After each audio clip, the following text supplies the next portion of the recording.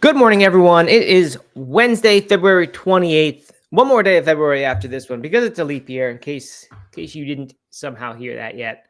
Welcome to the PlantBased Morning Show. We're sponsored and presented by Compliment. That's lovecompliment.com. That's a company we work for. Founded. It's not just a regular sponsor. It's real good vegan stuff that we made it for our families. So check that out, lovecompliment.com. The other stuff I've got today, of course, is what I've been pushing recently is get over to the live show. If you're on Instagram, go to that. It's youtube.com/no-meat-athlete. And similarly, if you're a podcast listener, you should go to that. All right, I'm adding Doug in. Here he is. Wearing blue. I'm wearing gray. We kind of lined it up again a little bit. Not quite, but I almost did wear a blue shirt like that. So good thing I didn't. Good thing you didn't. It was kind of funny. I was looking at the video yesterday, and sure enough, we looked very white or white out. Clean, yeah, white out conditions. It looked clean. Yeah. Hey, yeah. Speaking of leap year, I heard an argument that everyone should get off the 29th because it's kind of an unpaid work day.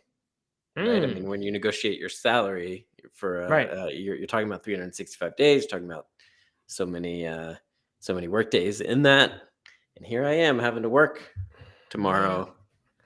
Aren't you sort of signing up for 365 and a quarter days, knowing that every 4 years? I don't know. Well, if they could sort of pause time and like it just nothing happened that day, it seems like they could help the computers out a little bit, right? Not having that extra slot once in 4 years, like the Y2K situation. Yeah. Seems like we could make things more efficient if we just made the day pretend like it didn't exist.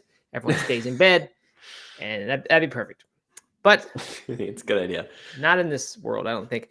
I have a quick reminder, a quick thing I thought of as I was in bed last night. Okay. People always complained that I would put the show up too late the next day instead of the day of, and they wouldn't like hearing the show delayed. I've been really good about that since we've converted over to the Outlier Health Podcast, which of course is the new name of the show or the feed that we're on, as well as the YouTube channel, youtube.com/no-meat-athlete. But all this time, you can just go to youtube.com/no-meat-athlete, subscribe there, and you get it immediately, right? Even if you can't make it on a live basis. Immediately. There's no delay. Right. Even if you're not subscribed, as soon as the show's done, it goes there. I mean, it goes there in real time, and then it's there forever. So if you don't like waiting, even now the 3 or 6 hours or whatever it takes me to get it up the day of, you can still go there. So there's one more reason to go to YouTube, subscribe, like the videos, turn on notifications with that little bell button. Just do that. That's where we're focused now. And if you like the show and you want to support it, that's the way to do it. And it's better. I don't disagree with any of that, Matt. Oh, good. Are you still there? Still here. Am I still on Instagram? Yeah. Well, no, you're gone from Instagram. Quick pause while Doug rejoins Instagram. I forgot to pin the link anyway. Okay. I don't disagree with any of that, Matt, but I will say, for all the people out there who prefer the podcast, that you can't really listen to a podcast on YouTube without watching it. If you close the app, it closes down. Yeah, but you can do that. I've done it before. You put your phone in your pocket, leave the thing running. You don't need to close it. Drain the battery of your phone. I don't know. The battery. I mean, but you're right. YouTube is the place to go. So what? So what was your point? That my point was podcast listeners unite. They don't need to listen to us. They can just stay on podcast. They can just stay on podcast. Okay. You might have to add me back into Instagram. Sorry, I think I screwed something up.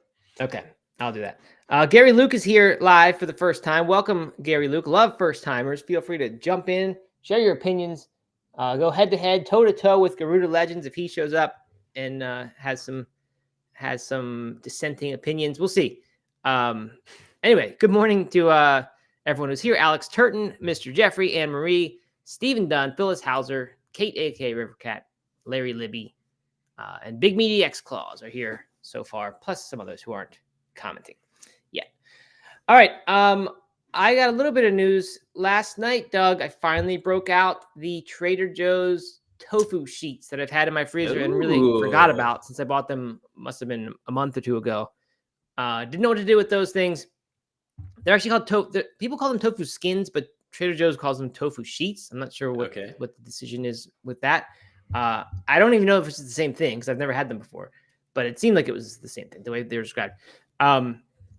apparently they have like they're sort of like a shredded meat texture. They're not shredded, but if you chop them up, they become like shredded meat. So we made, we've been having this pizza on the big practice night every week when we don't have time to cook. So we made barbecue pizza because we made some barbecue sauce last week. So we had that left over, made barbecue pizza with the tofu skins, red onion, chopped serrano, pepper, sprinkled cilantro at the end. And it was actually very good. The tofu skins have a very nice texture. They're kind of chewy. I think it could have been a little bit. Them? Sorry, maybe I missed something, but how did you prep them? Yeah, I didn't tell you. Okay. The instructions from the Trader Joe's thing say you open up the package, it's all in one. It's frozen in one stack, so you can't separate them. You have to use it all at once. So you microwave it for 2.5 minutes, and then they're hot and separable, the sheets. And then I sort of chop them into roughly the size that shredded meat pieces would be on the pizza, and just sprinkle it over top. But in hindsight, it would have been better if I had like marinated them or something first. Because first, they're really good in soaking up the flavors, people say, and then like maybe even cooked them in a pan a little bit to kind of dry them out, compared to just putting them on the pizza. So next time I will do that. But they, even as it was, they worked out pretty well. So they were good, and they weren't that expensive. I mean, it was a good thing. Huh. So Alex, what did they turn into on top of the pizza? I don't quite understand. I mean, they look like sort of wrinkly sheets. So when you chop them up, you have these little strips that aren't that different from like, from a pulled pork sandwich or a pulled chicken thing, where you have like these strips of meat. It was basically like that. Yeah, and I mean, the texture was kind of similar. It wasn't quite as chewy as those things were, which is why I would like to dry it out more. But okay, it was very great. cool. So yeah, if anyone has any suggestions with tofu skins or tofu sheets, what else to do with them?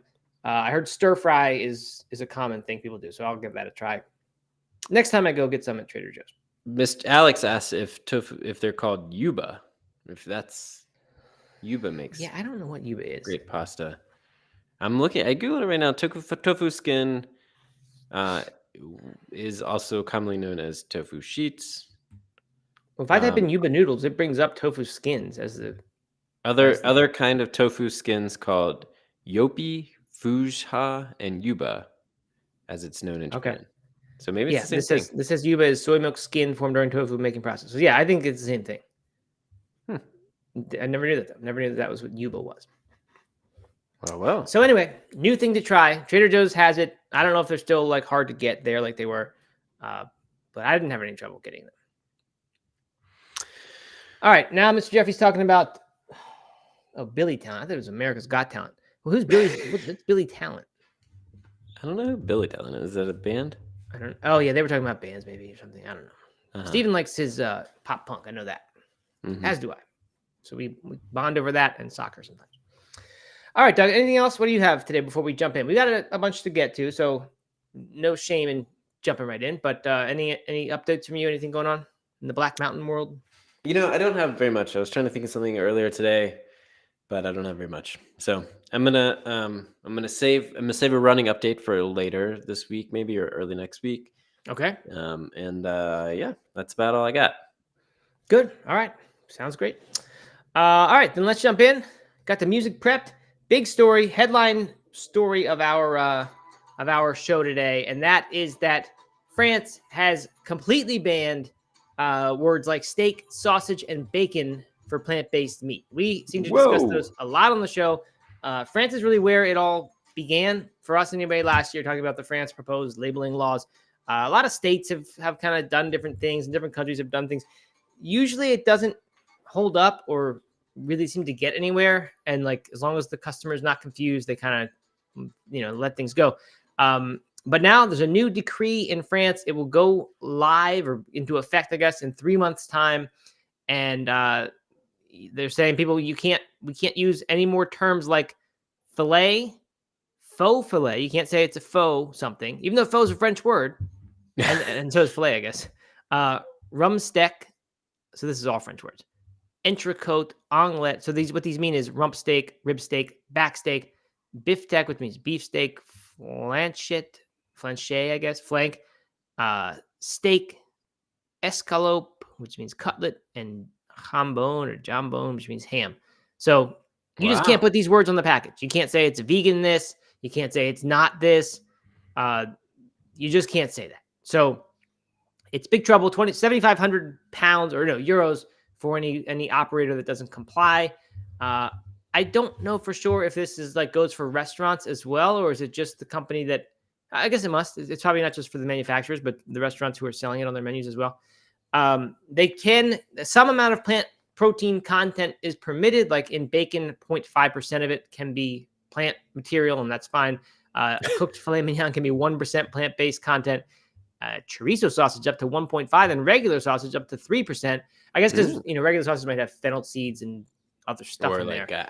chopped apple in there. They might have something like that. Yeah, that's kind of. I mean, that's a pretty small number, right? Like if you are making a regular sausage with meat in it and you're putting some things in there, I don't know what goes in, but apples and fennel seeds and things, like it seems like you could easily exceed 3%. So anyway, that is officially happening, and I mean, I don't know what I think. We've been saying recently about some of these packages that really do look confusing. So I don't know. This is pretty big. I don't know. This is like I would say one step too far. I'm all for the transparent packaging, but not being able to put plant-based steak or vegan steak or sausage, especially bacon, all those things, like that's a big deal. Because how else do you describe it? Well, they have an example further down in this Food Navigator article that I have for it. They're in French, unfortunately, so it's not that user friendly for our audience. But the translation, what did before say chipolata sausage alternative, now says, this is the translation: medium length, medium width vegetable tubes. The picture. See, that sounds terrible. No one is going to buy a vegetable tube, right? That's the thing. The plant-based industry is afraid this is going to hurt people's sales because it sure does sound way worse. Yeah, I mean, of course it's going to sound way worse. Can you spell it wrong, like the chick dash I don't know about that. That's a good question. I don't know the ins and outs of this. But yeah, that's a good question. Not a fan of this law at all. Not a fan at all. But you've been confused by some packages recently, you said. I know. Because where's the line? What are you supposed to do? You're a lawmaker. You should be able to have something in mind. You're right. I should present something for the U.S. to adopt. I should do that. I'll work on that. Some legislation. Yeah, that could be your thing. That could be your claim to fame, the mark you left. All right. Yeah, big deal, I think. Yeah, it is. We'll see if other countries follow suit or if this becomes precedent for even U.S. states. I don't know. We'll see. Alex says they should call them pig tubes for parody. What does that mean? Like the real sausages should. Oh, so you can't call anything sausage anymore now, right? That's a pig tube. Not a bad idea. Yeah. Steven says this is why he prefers to see the plant-based section apart from the meat and dairy sections. That would actually, we didn't really think about that. Like that does kind of solve the labeling issue. If you just label the entire section of the store this thing, or the entire section of the menu this way, and everyone knows this is not sausages or hamburgers or anything, it's just vegan versions of them. That would be good if everyone followed that. Yeah. So there you go. There you have it. So you think government overstepping? A lot of our stories today are they're sort of about a capitalism versus I don't know, socialism kind of thing, with people with oversteppings and things. Speaking of which, next one up, PETA has proudly declared on their website that people visiting the local Starbucks roastery in Seattle, which I think this is the original one, and executives working in the company's headquarters will be served a venti shot of disgust at the chain's disgraceful vegan milk upcharge. They're using geo-fencing technology in conjunction with PETA, and for up to a month, even after they've left the area, if you've been in the area before or recently, in the past month, Starbucks top brass and customers will see an inventive ad spot, that James Cromwell one that we watched before, where he's in the Starbucks get up and he's I don't know what he's saying, but he's saying get rid of this milk charge, and they put pictures of animals suffering and things like that. This is just annoying to me. I just don't like. I don't know. I saw one of the protesters with his feet in concrete blocks the other day. I think it was old footage, but I saw Fox News was talking about it, and somehow the clip made its way to me in this morning show research. And I just started thinking about it. Maybe you have a good answer for this, Doug. Like, why do we even have to protest stuff? Can't we just say the company's allowed to do what they want? They can charge what they want for their stuff. There's no laws here, or like they're not violating anyone's freedom. It's a company. They can charge what they want for their stuff. Like, why can't we just not support the company if that's a real problem for us? Like, why do we have to stand outside with our feet in concrete blocks and do this geo-fencing, terrorism on them? It's just dumb. I think calling this terrorism is a far stretch. A couple strong reactions here, Matt. We definitely wouldn't call that. I mean, we get businesses do this all the time, right? Like when you show up to a city and all of a sudden you're getting Facebook ads for something within that city. Mm-hmm. I mean, this is really no different. It's just intentionally targeting people who visit the Starbucks headquarters or whatever it is. Mm-hmm. I think I personally thought it was kind of a nifty way to target certain people with an ad about their brand. So I had no problem with that at all.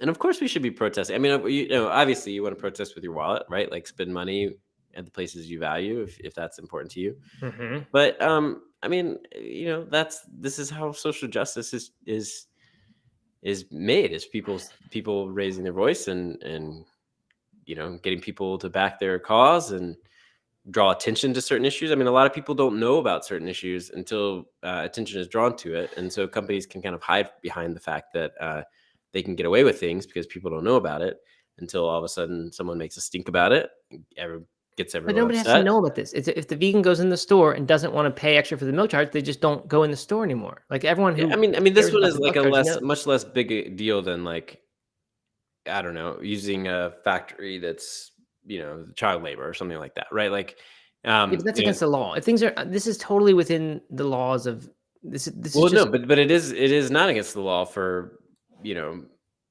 North Face or something to go to Sri Lanka and use child labor to create their clothing. But if someone right. draws attention to that, then maybe there will be systematic change Yeah, from the okay. North Face, and That's that true. happens, like, right, like that. And I think people don't know about a lot of the issues. I mean, this one, I will, I fully admit, like, this one is the upcharge on milk. I mean, we've talked about it. Like, maybe it's not even that big of a deal, and if the vegan milk is more expensive, then then the company has every right and more. I mean, even if it's not more expensive, but even if it is more expensive, then it kind of makes sense that you would charge more for it. But as far as like saying that we shouldn't be protesting companies, we shouldn't be drawing attention to issues, I'm not gonna stand behind that. Mm-hmm. Well, no, I don't think we should. I don't think protesting should never be done, but I think it should be illegal for pricing decisions. You can't protest the pricing decision. That should be just outlawed. It's just how capitalism works. If you don't like that, go to a communist country or something and just do a whole different system of oh boy, businesses aren't allowed to charge what they want for their stuff. I don't know, unless it's some sort of crazy monopoly situation. I understand the anti-competitive, but this isn't that. This is just an annoying upcharge. All right, more stuff that people are mad about. Wendy's is going to introduce dynamic pricing, which is like Uber does when the demand is high. The good old capitalist principles. You can charge more. You sort of it's an auction, right? It's a bidding process. All these sales, and if people who are willing to bid higher can get the stuff that it's more in demand. So they're going to do this. People, of course, are mad because companies shouldn't be allowed to charge more, I guess, when people want its stuff more. And they're going to spend $20 million through the end of 2025 to install digital menu boards at its U.S. locations. Wendy's is already the highest priced fast food company on the market, at least in the U.S. I don't even know if they are international. And people don't like that. President Joe Biden and lawmakers have criticized Live Nation, who, like Uber and other ticketing companies, has done this sort of thing, surge pricing. When a demand is more an event is more in demand, they charge more for the tickets. It just seems to me like if technology allows the auction to be facilitated in this way, then this is a good thing. We should be doing this. But people don't like it, Doug, and I'm guessing you are one of the multitude who does not like this. I mean, I have a little bit of mixed reaction to this. I understand surge pricing for Uber, right? I mean, like, if there are only so many taxis, or cars available, then of course they're more valuable at the time, and it makes sense, I think, to up the prices a little bit. I don't really understand the food part. Like, it just doesn't make quite as much sense because there's a drive-through line that will get humongous if they don't do surge pricing. Surge pricing is going to keep that line reasonable. I mean, but that benefits who? Who does that benefit? The person who's willing to pay more. So it's which is how basically just auctions like work. it's like paying to play a little bit. So like if you have the money to be able to afford the burger, then you get priority over the people who Like the express lane on the highway. That, like, if you're willing to, if you want this extra thing so much that you're willing to pay more for it, then you get to have it. You get to go get through faster and get your stuff. So it's similar to that. The express lane is for cars with more people in it. No, not the HOV. The express, the paid. It's, I don't know what it's called, but you pay an extra. You pay a little toll on it to use that fast lane. Yeah. Okay. I mean, I don't know. I don't know. Like a burger it's going to cost the restaurant the same amount, no matter what, whether 100 people want it. Right. It doesn't matter what it costs them, though. It matters what the market will bear, and they're just charging more. Again, that is how capitalism works. It's what the market will pay for it is the value of the thing and the price of the thing. So this just technology just allows them to in real time change that. Yeah, I don't know. I think it's short-sighted. No, because if I want Wendy's, if I'm thinking about like, okay, I want to get a burger from Wendy's, but I'm always in the back of my mind and be like, well, am I gonna have to pay more because it's lunchtime right now, and I happen to be hungry, and everyone else happens to be hungry right now, and so I'm not gonna go. I'm just gonna skip Wendy's. Okay. But if you're, let's say you weren't that person, let's say you're someone who money's not as big a deal, but the time really is. And currently they're saying, I'm not going to Wendy's right now. The line is crazy there. I'm not going to go there for lunchtime because I can't go. It just takes too long and I have to get back to this work. Now, if someone says I'm willing to pay an extra $1 for my burger, now suddenly it becomes an option because the line is much shorter because, the auction system is working very nicely. Mr. Jeffrey says this is basically just a Wendy's happy hour. And I think it's what the Morning Brew article is saying. It's a reverse happy hour. Basically, it's a pay more when there's a bunch of people here, rather than a sale at the time when people are coming in. Alex Turton says, "Land of the free to screw the little guy," which is right up Doug's alley, I think. Mr. Jeffrey says we should protest Wendy's. He suggests a protest of this pricing decision. Yeah, you agree with that, Doug? You think this should be Wendy's protest? I mean, maybe it'll just keep me from going to Wendy's. I mean, I haven't been to Wendy's in a long time anyway, but like I don't know. I mean, no, I'm not going to stand. This is not something I'm going to get fired up about enough to go sit on for. No. Okay, you're not going to make a video response to Wendy's for from your town council seat? No. But I do just to go very quickly back to the upcharge for plant-based milk and the communist comment. The irony there is that in a communist country, you probably wouldn't be able to protest anything. This is if we want to talk about freedom of capitalism, we should also talk about freedom of speech and government overreach and the outlawing people's ability to protest pricing. Yeah, you're right. I actually don't think we should outlaw the thing. I just think it's dumb. I just think, come on, like just boycott the company. Don't spend money there. And that's fine. And publicize that. But you don't need to stand outside there with your feet in concrete blocks, being a public nuisance, or do this geoterrorism or whatever they're doing with the targeting of the app. Terrorism. Stop saying that. But hold on. I will. This is kind of our approach in general. I think to a lot of things that we do agree on is I would much rather there be headlines promoting the coffee companies and chains that don't have an upcharge, right? Like, a whole bunch of effort into encouraging people to go to the chain and celebrate the change that doesn't have the upcharge. But of course, that's not getting headlines. That's not gonna. You should put your feet in concrete blocks outside of Dunkin' Donuts, saying, "I'm this committed to advertising." This is the place I'm gonna get my coffee. I'm just gonna live here. Yeah, I like that idea. I think that positivity is a good thing for sure. All right. There's more in the same vein here. Apparently, Kellogg, the cereal company, has had for a year a campaign promoting cereal for dinner. And that campaign has gotten new life last week after the CEO, Gary Pilnick, mentioned that it seems to be landing really well with American consumers. And that being that it's perfect right now, because if you think the cost of cereal, if they think about the cost of cereal for a family versus what they would otherwise do, it's going to be a much more affordable way to eat dinner. Not to mention a way faster preparation and cleanup than like a typical cooking of dinner. So honestly, I had never heard of this before.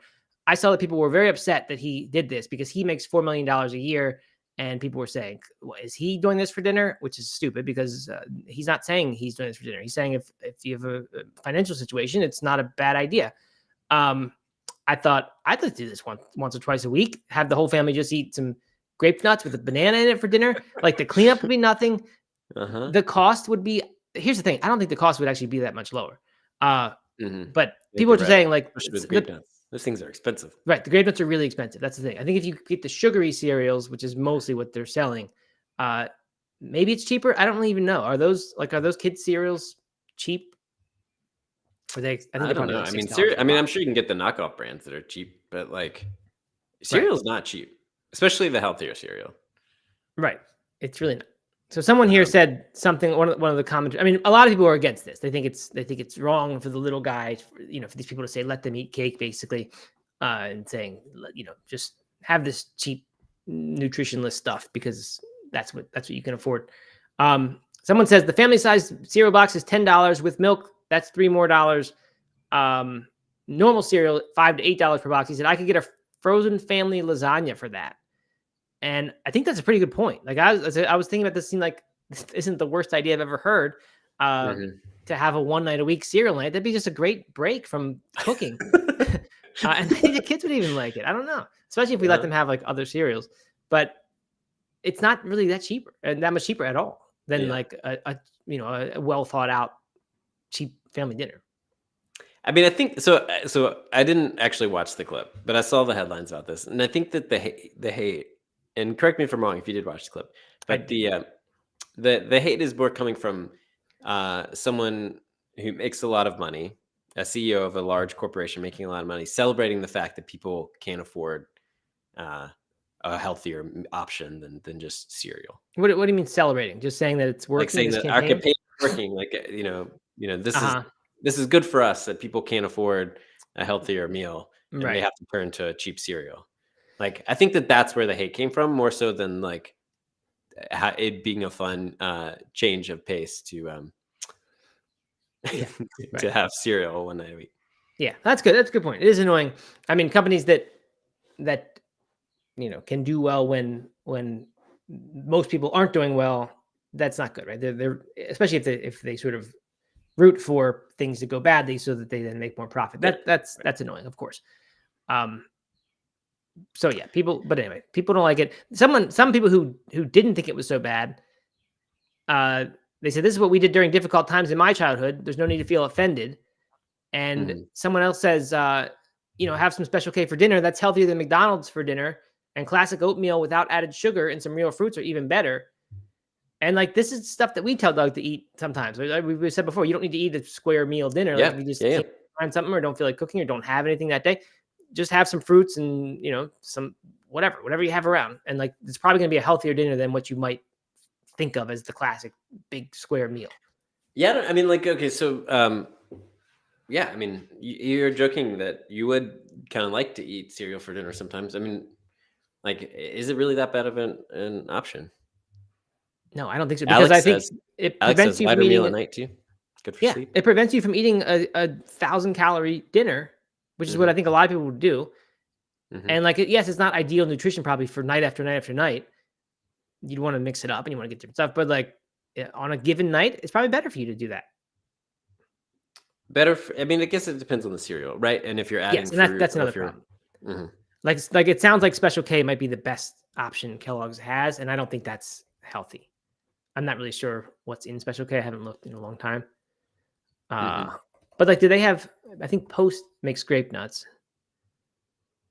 They have Raisin Bran. They have All Bran. So there are some things that are probably just mostly grain and no sugar. Oh, they make.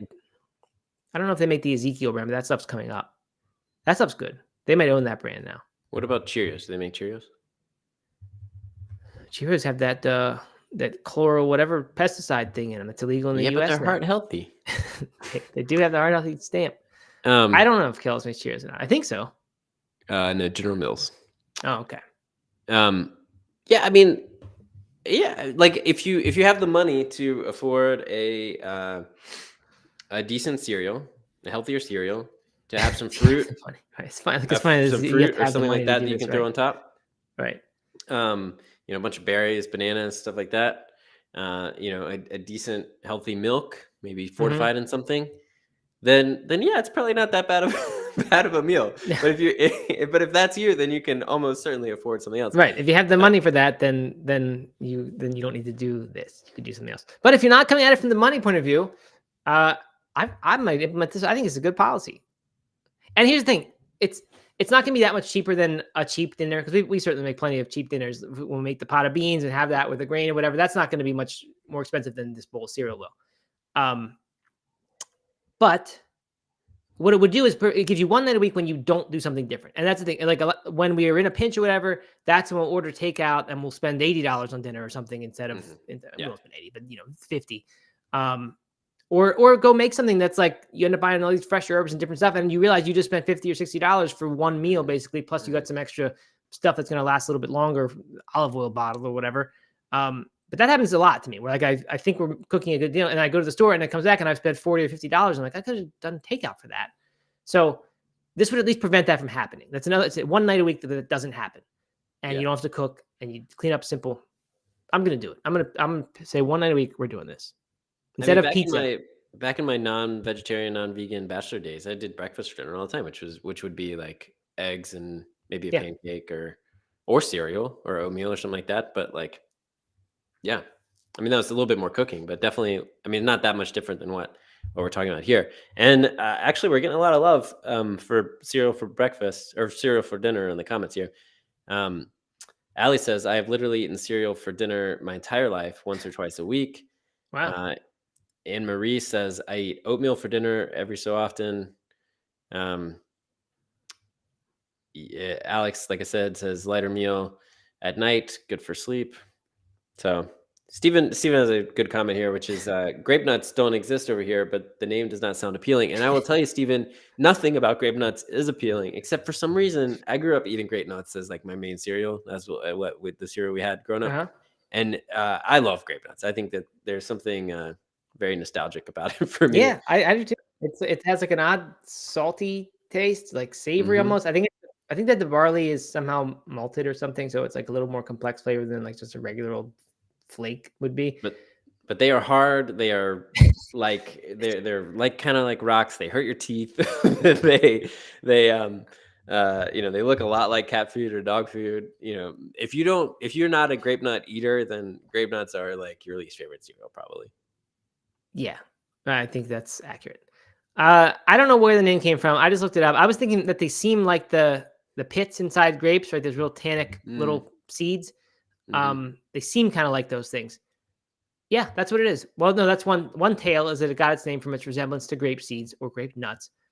There you go. Someone says it used to someone the guy CW Post, who I guess invented it, believed that glucose, what he referred to as grape sugar, formed during the baking process. And so there's your other explanation. Who knows? Anyway, I just had a bowl of grape nuts before the show with some bananas in it. All right, so cereal for dinner. We're not opposed to that here at Plant-Based Morning Show. Stamp of approval. No, yeah, I'm gonna do it. I'm not gonna have a planned cereal night, but tonight when we're saying we don't have any dinner planned, and we're like, should we do takeout? I'm gonna say, nope, we're doing cereal tonight. No pretzels, no takeout. We're having cereal, and that's the house rule. And we'll see how it goes. What about some just egg alongside it? Oh, for like breakfast? Yeah. I don't think anyone's gonna go for that. We don't eat that here. Here's a funny story. Not a funny story, but we have not been able to find just egg in a long time, and it really is like my kids love it and they eat it. We'll eat it anytime, and it's easy and wonderful. Well, the other day, Ingles finally restocked the frozen just egg section. And Katie basically bought them out. She bought like 10 packs of the frozen just eggs so that we would have some for a while. Because It was sorely missed. Chloe was asking for it almost every day, and we didn't have it. Well, what about the next guy in town, the next Black Mountain resident who shows up wanting his Just Egg, and now you just bought out the store, and now he thinks they never restocked, as far as he knows. That's capitalism, Matt. If Right, we want to limit the number of Just Eggs that people can have, and then move to a different country. Well, they should charge more for it. They should have dynamic pricing that when they realize someone's like, as soon as one item gets grabbed off the shelf, the price goes up just a little bit more, so that you can't do that. See, I'd be okay with dynamic pricing on Just Egg because I'm sure it would be like really low. Because I think we might be the only people that are buying it in all of Black Mountain. That is a good point. Mr. Jeffrey says we should protest Katie. Yep, I think so. All right, a little more here in this weather report, and then the main story is really not going to be very long today. We may not even get to it. All right, another Israeli biotech company. This one called Pluri.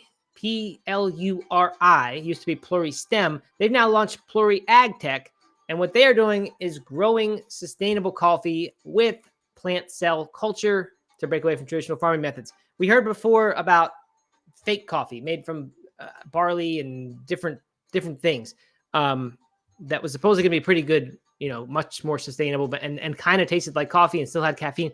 Then we heard about cocoa that was being done in this cell cultured way, where it's actual, lab grown, basically, just like the meats are being done now. This now is the coffee being lab grown. And there are a few details that we wondered about before. It sounds like they don't grow the entire plant, but I'm not entirely sure. At the very least, they're growing the whole coffee fruit, and then the seeds of those are coffee beans, because they need to still dry that, just like traditional coffee would be dried and roasted. It even says harvested, so they may have the full plant there. I don't know. Hard to tell. At that point, are you just growing the plant? Like, right. Exactly? I really don't know the difference. That makes me think that they're skipping the plant, that somehow they're just making the fruit, and the fruit includes its seed, and that seed is the coffee. I have no idea. What I don't get is how can they possibly have enough space to do this, right? Because coffee fields are enormous, and it's one little, like the coffee berries, or coffee cherries, I guess they're called, are like the size of a grape, like a normal sized grape, from what I can tell from the pictures I've seen. And each one of those has 2 coffee beans back to, the flat sides against each other. That's the seed of the thing. So all those had to be harvested. Think how much it takes just to get 1 pound of coffee, how much space it would take. How are they going to grow this much in bioreactors? I just don't understand how that's going to work. It seems like fantasy to me. Yeah, it seems odd to me. It is fake news somehow. Mm-hmm. Anyway, they're saying it's real coffee at scale, reducing water usage by 98% and growing areas by 95%. So not only, so it will take a 20th of the amount of areas of those fields. That's great. So there's your answer. I mean, they can do it in a 20th of the space that from what I was describing. Can they do it in a way that can they, every coffee bean that's grown at a different altitude and with different soil has a different taste to it and all that stuff. And I wonder if they can manipulate that somehow. Yes, they can, because the technology enables the customization of cell cultured coffee with varying levels of caffeine and other compounds. So, I'm sure there's not going to be a button that says, make this go increase elevation or whatever, but I'm sure they can, replicate that by changing the certain amount of compounds. So that's pretty cool. It is really cool. And I think this is reality, that this is what the world is going to be in 100 years. It's sustainable and everything's good, but we've lost all the charm of everything. There's no more this terroir of this coffee and this wine is, contributed to this, and things that grow together, go together. Yeah. None of that. It's just a lab. You press buttons and you get exactly the thing you want. It's just weird. I agree. It is weird. We need a great reset. We need a great flood situation happening or something. You're on fire. We just restart. Yeah. We do not need that. we do not need that. But I hear, as Alex says, that's capitalism, Matt. It is right. It totally is, and that's I guess it's the end game of capitalism. But I do hear it, if you go to Italy, right, and you're kind of, or going to the different wine regions, and even the different farms that maybe have slightly different, more rocks and in their soil makeup than one 10 miles down the road, or it's up a hill, slightly different elevation, or captures the clouds a little bit differently. Like all that stuff is so cool. And to be able to actually taste that, or at least for people to tell you that that's what you're tasting, and for you to believe it, like there's something really magical about that. And so if everything is done in a lab, everything is done, with a few press of buttons, I mean, that it takes all the charm out of it. I don't know if that's it does. Use, but like that. I hadn't really thought about that about wine. I think I literally would not drink wine if this is how it came. If that whole piece was lost, and it didn't feel like an escape, didn't feel like to me that it was some small way of traveling into Europe all the time. Every time I drink an Italian wine at home. If it was just like from a bioreactor simulating Italy, it would just lose everything. I just wouldn't do it. Like I swear that is, people will say this is just another rationalization for drinking, but I swear I wouldn't. I just wouldn't be interested. Now with coffee, I would. Coffee, I don't have that same association. I like coffee because of how it tastes and how it makes me feel. Mm-hmm. The wine is different. See, I think that. So like I was just romanticizing that story about wine, right? And I love doing that, going to a vineyards and getting that thing. But the majority of wine that I buy is just wine that I like, right? Mm-hmm. But you need that story that I buy. They're probably blends in your head. What's that? You still need a story in your head that says it came from the ground and it was made by a farmer. But I have that a little bit with coffee, right? I mean, I like, a lot of packages have the farmer. When you buy local, have the farmer on the back of it, and you buy certain regions because you like those regions because of whatever reason. Yeah. I mean, I have a little bit of that with coffee. Yeah, a little bit.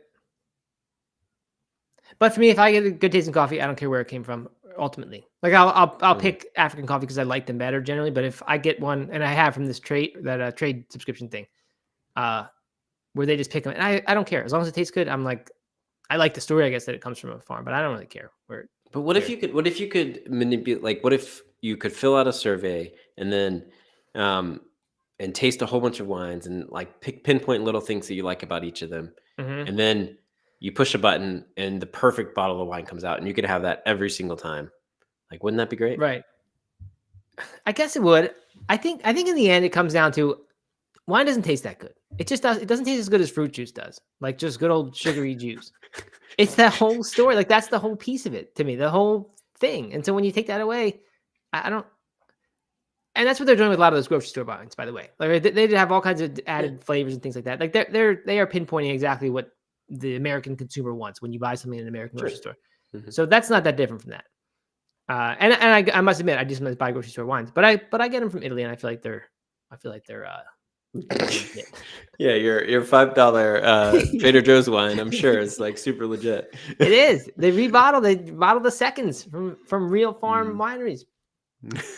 Yeah, but they're pulling in grapes from like hundreds of farms to. Anyway. Right. I'm telling you, you need that story in your head that makes sense. And if the story is bioreactor, it's just not going to work. It's just not going to. So Alex Turton makes a great point here. We make perfect diamonds in labs, and people still prefer the story. And that's exactly right? They can make the diamonds better, lab grown. But then people start liking the slight imperfections because that means it's a real one. And so maybe that limits the upside for a lot of these technologies, right? Maybe there's always going to be a market for the real wine, the real coffee, and these technologies will just serve the unsophisticated masses who don't care. Not us though, Doug. We will require the real thing. We'll require the real thing. We'll pay premium surge prices for it too. That's right. All right. Brandon Turner agrees with us about coffee and wine. It's exciting to learn about those things. Yes, it is. It definitely is. All right. We get one more, and then we're not going to do the main story. Oatly, our friends Oatly have announced yet another new product, Oatly oat milk creamers in the United States. They've got 4 flavors: sweet and creamy, vanilla, caramel, and mocha. They emulsify easily in coffee beverages, and they say there was a 13% increase in dollar sales and 9% rise in unit sales for plant-based creamers over the past year. So again, plant-based dairy seems to be actually working. One of the bright spots for these plant-based products in retail. So that's good. Hopefully we won't see any ads or anything campaign promoting this from Oatly. I doubt they do ads for creamers, but actually they might, because you see ads for creamers on TV. So brace yourselves, everyone. There may be an Oatly ad coming our way. and we hate them. You hate them. Yeah. I sometimes hate them. All right. That's it. We're not going to get into this other guy's octagon system that he's proposing. Yeah, we're not. I don't think so. We're at 47 already. That can be tomorrow. There's actually not that much new there. There is a lot of interesting discussion because I guess they had in the UK, whatever they have, roundtable discussion or some sort of royal sounding King Arthur thing. I don't know. The meeting with lords. No, or maybe Lords is just the last name of somebody. I don't really know. But anyway, they all these medical or health advisors were there. They were talking about the Ozempic thing and whether this is a good solution and all the problems. And they were coming out that people seem to revert to old eating habits when they go off of Ozempic. So it is becoming like a lifelong commitment now. So that'll be an interesting discussion at some point. But this article, there's not enough here for us to get into that, I don't think. So yeah, we will leave that be. Next to round table, King Arthur something is correct. House of Lords, Stephen says. House of Lords, yeah, not the Lords. House of Lords. Yeah, we should talk about that at some point. But we're at a full episode here. This was good. Lots of interesting discussion. Yeah, there was. It sure was today. And all in the same theme. All in the capitalism versus communism theme. And it's clear that we are on two separate sides. I thought it was socialism. Earlier it was socialism. I don't know the difference between capital or communism and socialism. I know that one is like a form of government and one's a philosophy or something, or one's an economic system. What's the difference, Doug? Lawmaker? That's probably not that far off. I'm not going to say I'm an expert on the difference either, but yeah, I don't know. I mean, socialism is definitely a philosophy. Let's get to the bottom. I shouldn't even say definitely because I don't even know. Let's get to the bottom here of this. They're actually okay. So this, I thought it was sort of a higher level distinction that was like one's a philosophy, one's an economic system, but there's actually detailed differences. Under communism, most property and economic resources are owned and controlled by the state rather than the citizens. Under socialism, all citizens share equally in economic resources. So there's no government controlling everything in socialism. It's just the people. In communism, you elect the government and they do, and then they get corrupt and then they take everything for themselves. Yes. All right. Jeffrey says, I did the Matt classic. I thought, as I was saying this, I thought this was going to be that, and it wasn't. I kept it short. When I say, let's not talk about it, it's basically just this. And then I go into all the details, but I didn't do that. I didn't even touch the octagon system that we were going to talk about. Big Meaty Claus says, Oatly ice cream is good. Yes. We're all fans of Oatly products. It's just the advertising that should be banned. Really. It should be banned in this country and many others because it's horrendous advertising. And it's worse than what PETA is doing with the geoterrorism thing. And Stephen has rushed to our defense and said that they don't dislike Oatly, just their advertising. So there we go. All right, I should clarify. I don't think PETA is doing terrorism. That is a joke. I misspoke at the beginning about twice. Geo-fencing or whatever it is. Yeah, and then it turned into a joke. Yeah. Okay. All right. All liabilities are taken care of, Doug. We've fixed everything we said wrong. I think so. No one pretended to be a doctor or a lawyer today, so okay. All right. I think we're good. All right. It was a heated episode. Pretended to be experts on socialism and communism, but which we clearly aren't. Yeah. All right. Sounds good. We'll be back tomorrow for our last show of the week. This was the main normal show of the week. Tomorrow's the sliding out show of the week where it gets jokey. We go to Best Life Online or Eat This, Not That. But today was the big intelligent discussion. So I hope you enjoyed it. Sure. Mm-hmm. Yeah. Yep. Thanks everybody for coming. Be sure to smash that like button, and we will see you tomorrow. All right. Sounds good.